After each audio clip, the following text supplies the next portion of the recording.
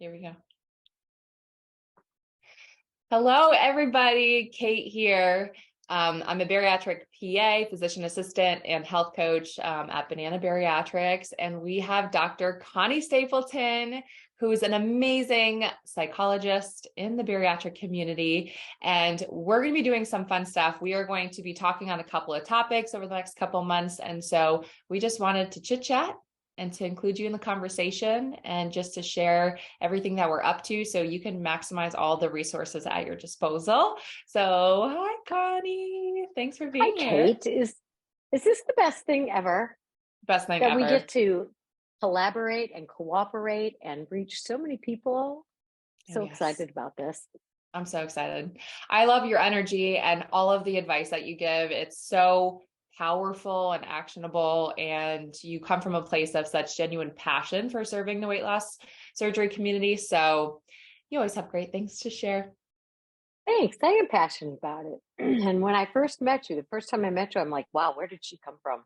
This woman knows her stuff. You're So I sweet. think we make a good team.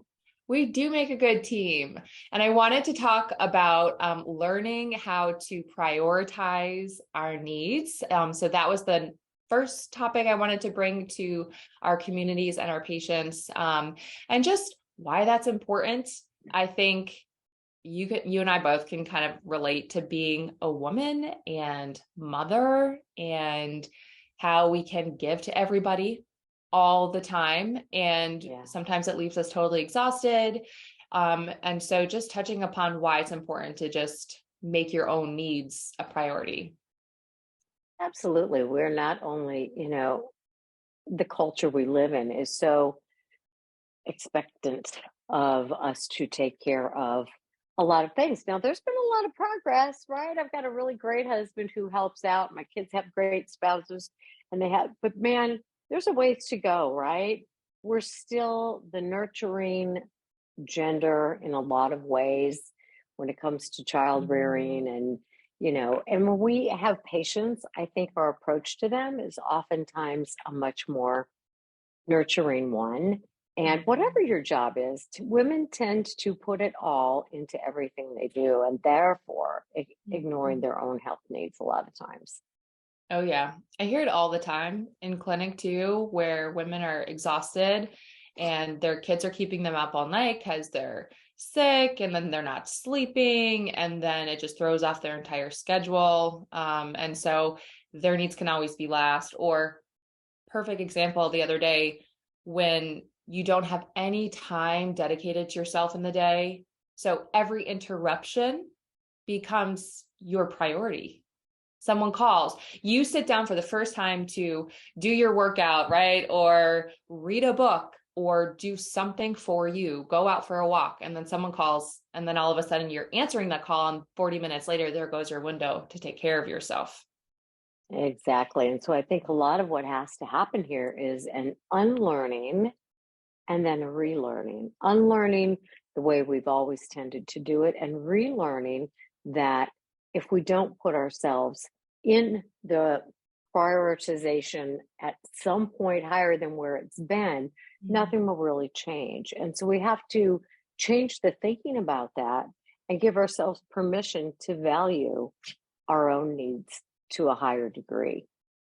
Identifying just how your life is, like you said, to unlearn it, to recognize that we have these tendencies to put other people's needs first, I think is really key.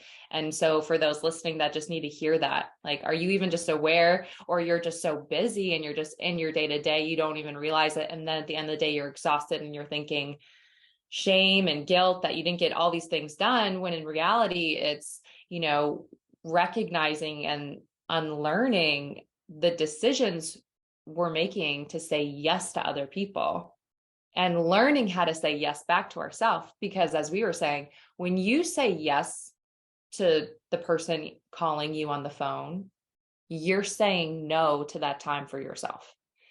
And unless it's That's like absolutely one of right. us providers calling you as utmost important to answer, I kid.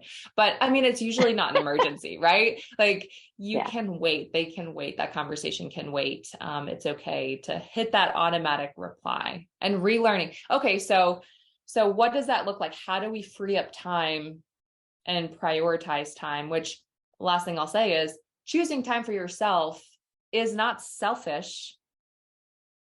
It is selfless absolutely of not. you. So how do you do that?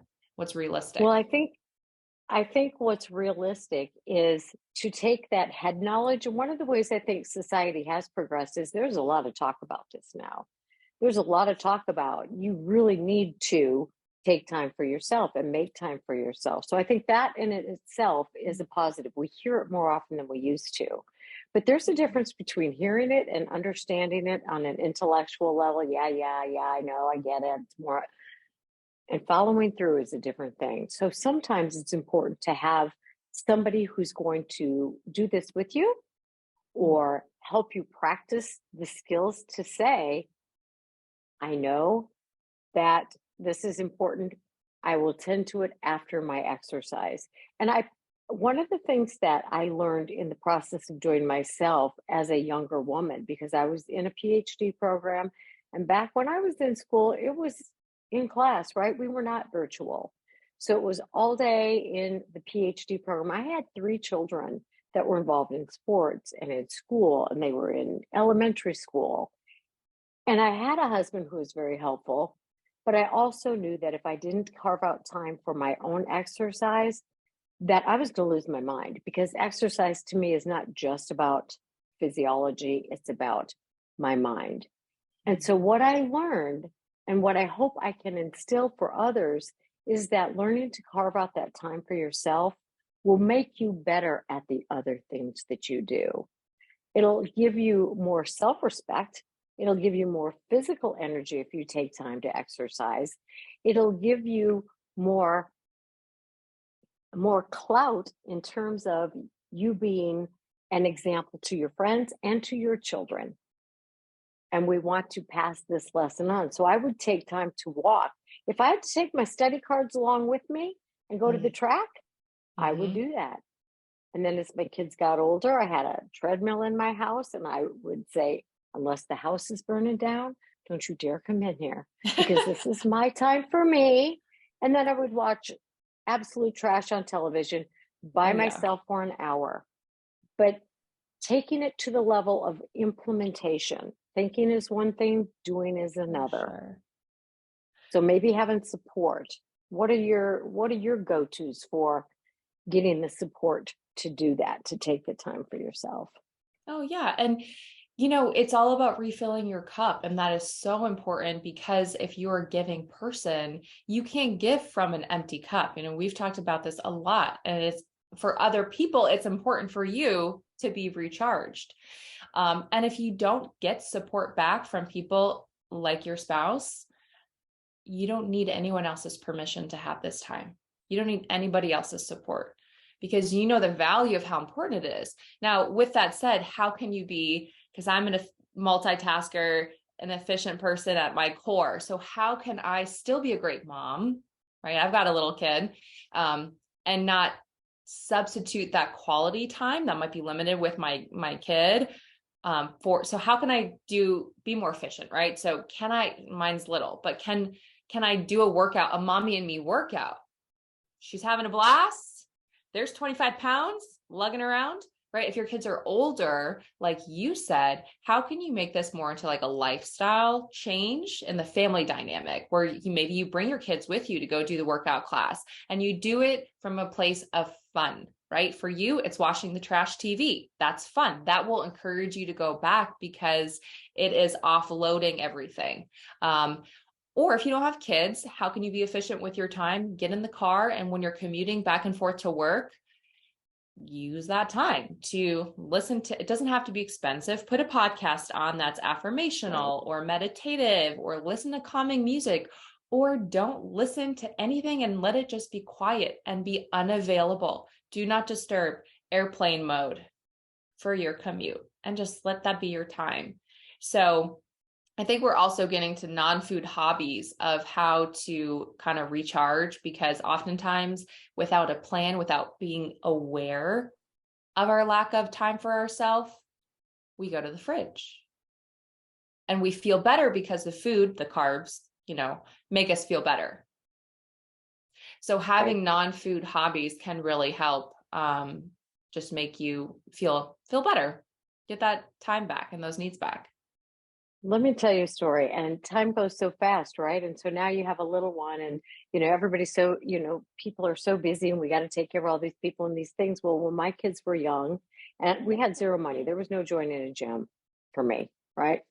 Kathy Smith was big on the videotapes, right? We didn't have well, technology was limited, right?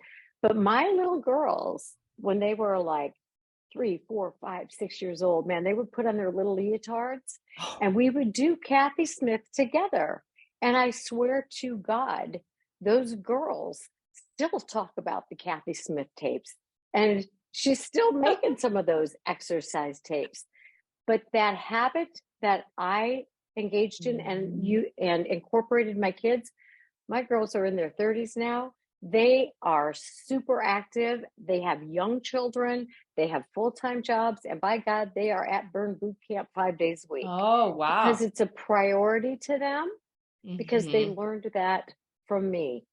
And so that's Mm-hmm. a wonderful way. You think, oh, Mm-hmm. I want to give my kids the best I can. And that's a wonderful way.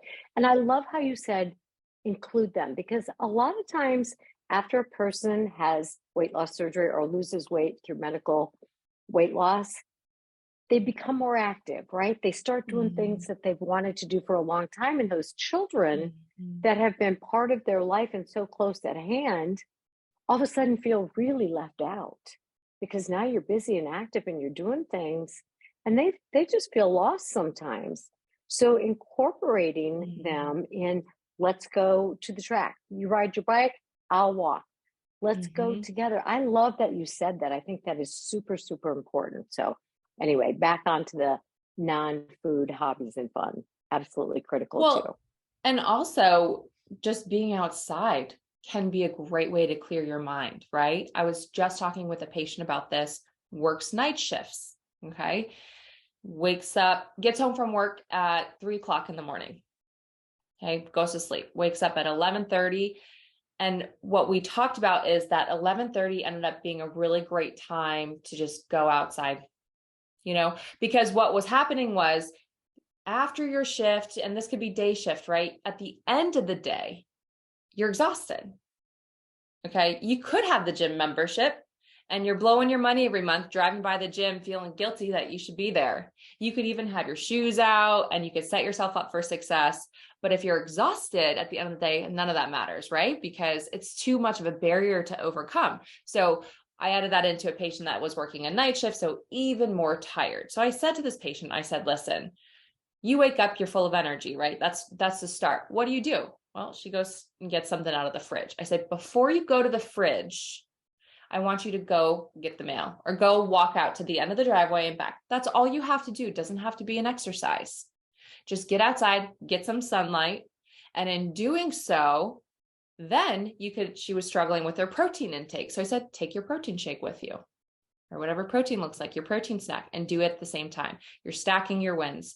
You're moving your body and you're getting your protein in. And that is the first thing that you are doing of your day. If you do nothing else all day, you have gotten those things done. And it's a mental reset of, I'm doing this. This is a win. This is a check right away. Yes. I'm prioritizing my needs before anything else in the day. And you know what happens is when you get outside, and she was like putting a podcast on too, or like a music playlist. Now you've got good vibes, uplifting vibes, setting the tone of your mindset right out of the gate. And sure, you keep it small. Go to the end of the driveway.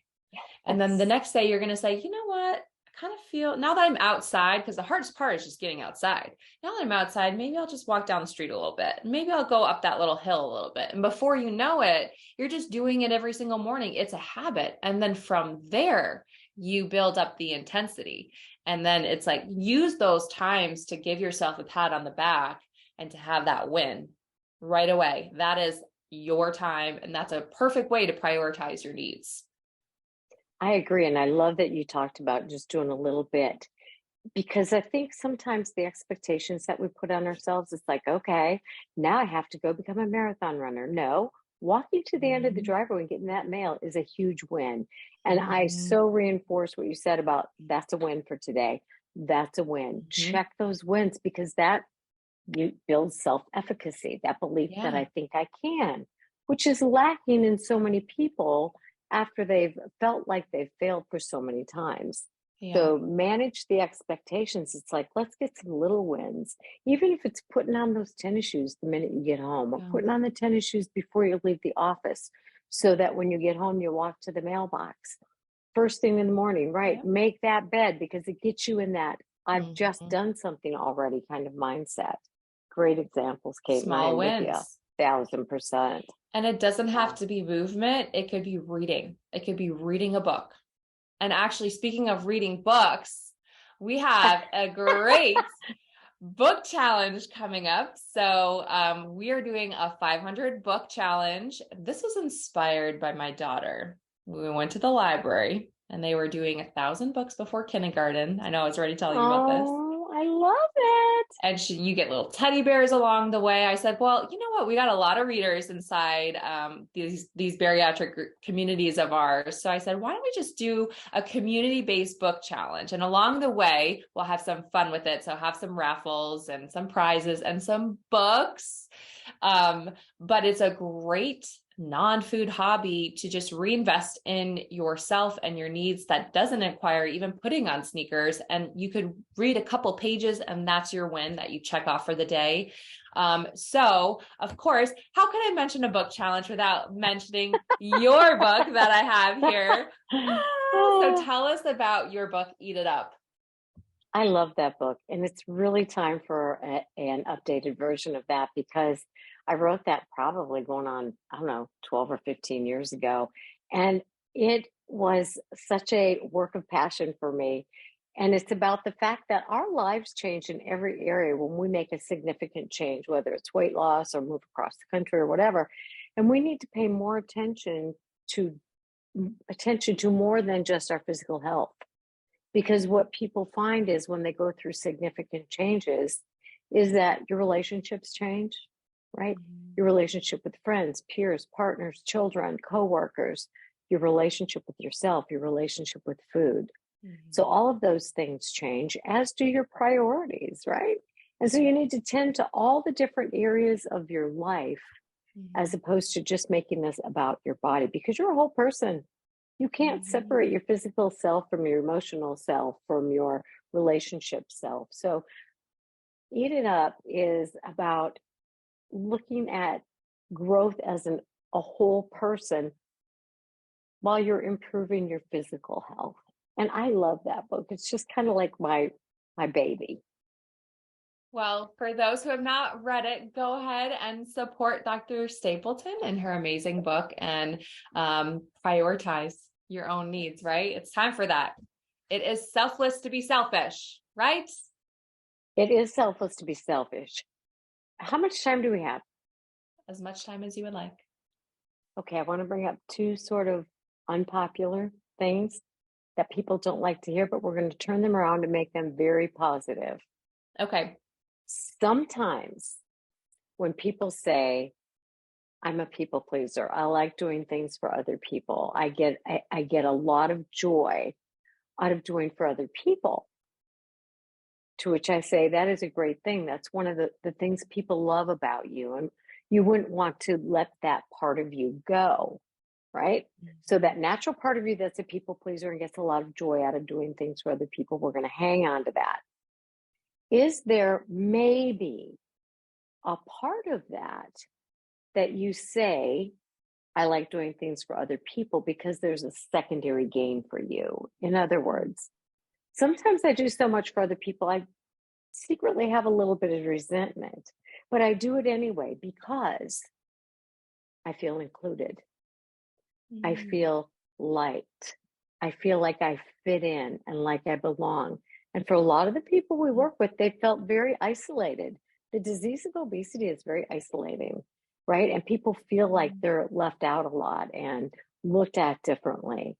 And so, in order to feel like we belong and we're included, we go out of our way to do things for other people. And a Mhm. lot of people have an automatic, nope, nope, nope, nope, nope, nope, nope, nope, that's not me.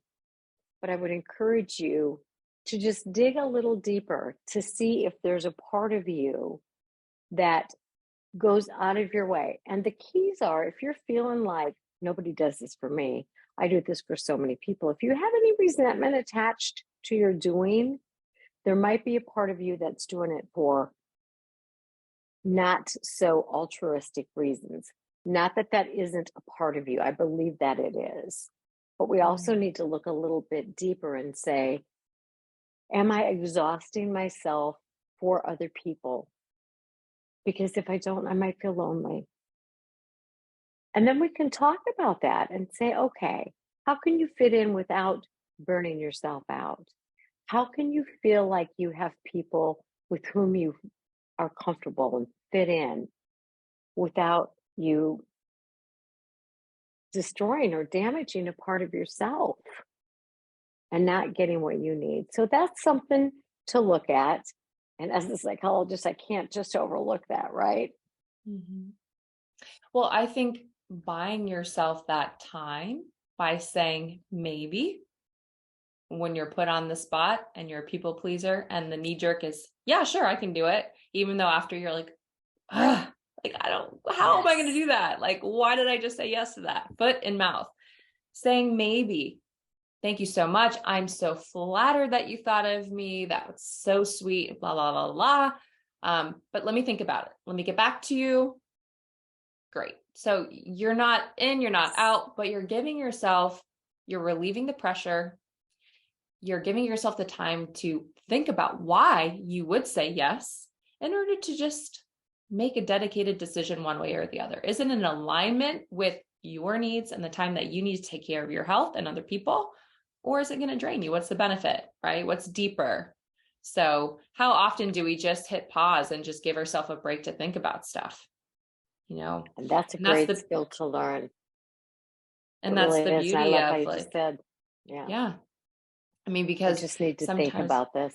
we just numb, we don't think about stuff, we just get through the day, we just numb our emotions, we numb everything, we just eat and it makes us feel better and then we Hmm. can just ignore it and move on. It's like, well, sitting, and I know that there's dissonance there, it's just sitting with how we feel, we might not like how Yeah. that feels, right? Yes. So having someone like yourself to really help unpack that when it's uncomfortable Right. can be really Right. groundbreaking, and allowing yourself to transform into this newer version of yourself after surgery, which you're learning about, right? You're, like you said, it's Hmm. an emotional journey. It's a, you're not just losing weight, okay, after surgery, but you're learning a lot of other things about yourself as you become this new version of yourself after surgery. And the great thing about that is when you actually do things like that, learn, first of all, the first step is just buying yourself some time. Let me check my calendar. Let me check with my family what we've got going. I will get back to you about that. That is a huge step in the right direction, and you can really celebrate that as a win because you're buying yourself that time and Mhm. then processing it with a good friend or your spouse or your partner, your therapist or whomever, and going, okay, it's really not something I want to do. I'm terrified to say so. And practicing that before you Yeah. actually deliver the message can really help. And talk about feeling like you are growing as a person and having so much more respect. And once you do it, you know you Mm. can. And so it builds that positive spiral of I've done it once and I can do it again. Bingo. It's the confidence factor, right? Because so often we lose Mm-hmm. confidence in ourselves and our ability to stay committed to something or to do something or to have our own boundaries and respect for ourselves. Well, let me tell you something. If you respect yourself and you eventually get from the maybe stage to the no stage, and you're honest by saying, I would love to commit to that, but I can't because I'm exhausted. I have a lot on my plate and I don't want to compromise the quality of what I'd be able to offer you. Do you know how much respect I would have for that person to say that? I'd be like, I Yes. wish I could do what you're doing, you know? Yes. people receive it different. And it's so scary because the fear is of saying no, you're disappointing that person. And what's that judgment, right? What are they going to think of you? Right? Oh, this is going to put me into the isolation box. This is going to put me into my insecurities and rejection. But it might have the opposite effect. And so you'll be Right. surprised. You would be surprised. It's worth just trying, one time. Absolutely. Absolutely. Give it a try, right? You gotta test those waters. Right. Yeah. Well, thank you so much, Dr. Stapleton, for chatting about prioritizing our own needs and the importance of that in our health, for non-food hobbies like reading a book. So check it out, Eat It Up Absolutely. by Dr. Stapleton. And if you're not already participating, we encourage you to participate in our 500 book reading challenge. Bye for now, everybody. Bye, guys. Thanks for having me. Oh, and before we go, of course, let's talk about how everyone can get in touch with you, Dr. Stapleton, and how they can reach you. If you want to talk to us too about your community and your programs to help support weight loss surgery patients.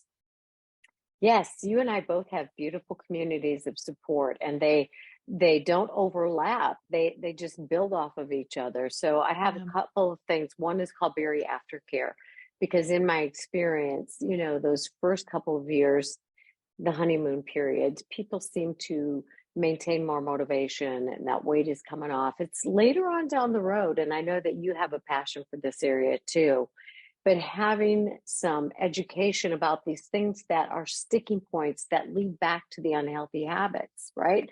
Not knowing how to say no, not knowing how to take time Mhm. for ourselves, not knowing how to set boundaries or limits with other people.